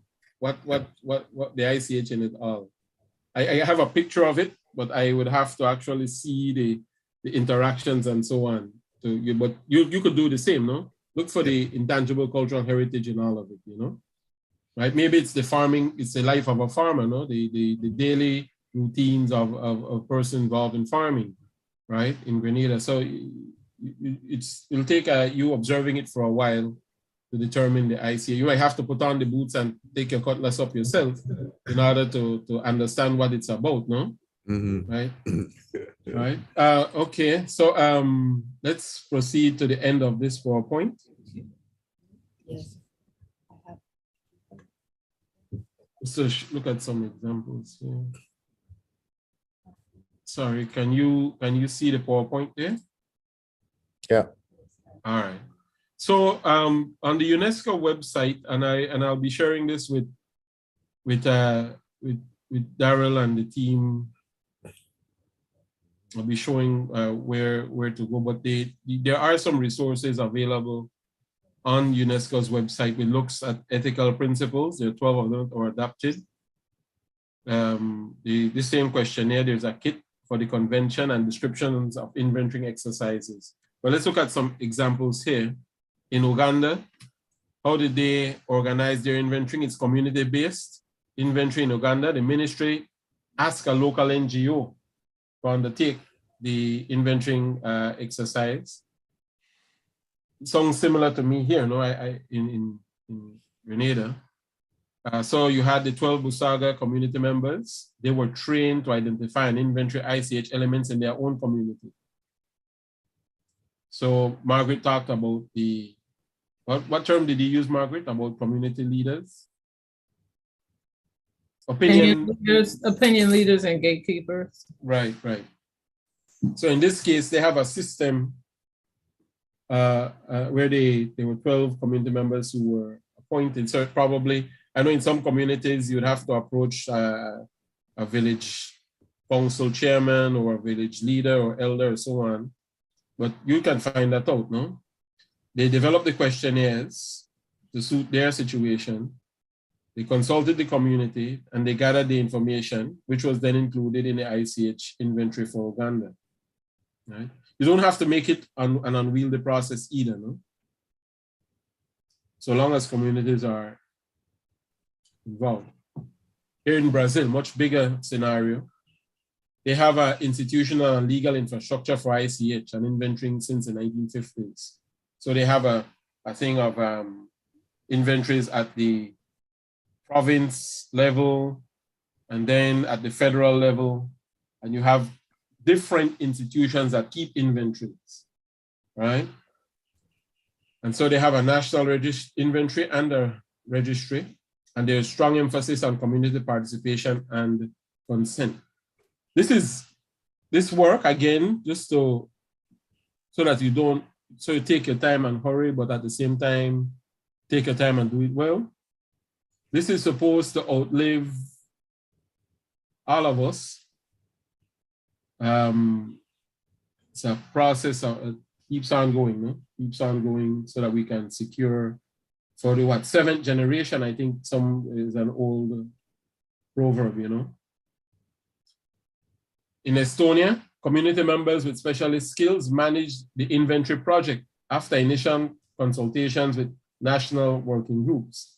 So the national working group would be the Grenada National Trust and the foundation, but community members with particular skills like in wood carving or weaving or whatever, they consult with the national working group, and the community organizations and schools get involved, and they inventory and they include it in ICH database, which is managed by a central state agency.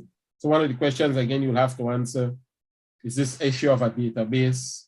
Who manages it, right? A key thing to always remember about this, we'll be looking at this in more detail, is to always have backups of the backups, no? Right?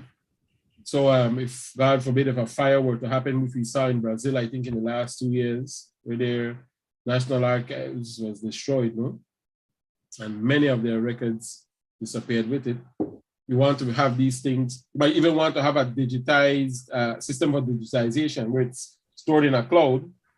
So all of these things, you can get an intern, a kid to come in and just scan all of these things and get and store them virtually, you know, or in this cloud, so that's accessible when you need it.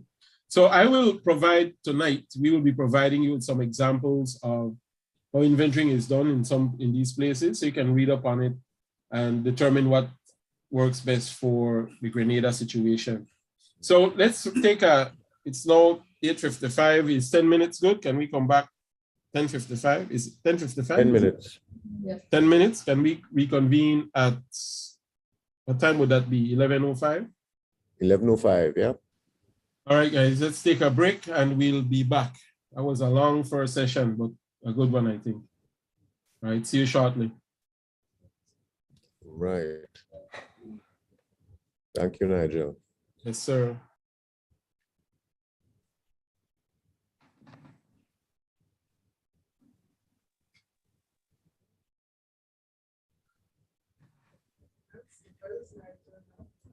Belize. No, 2 hours.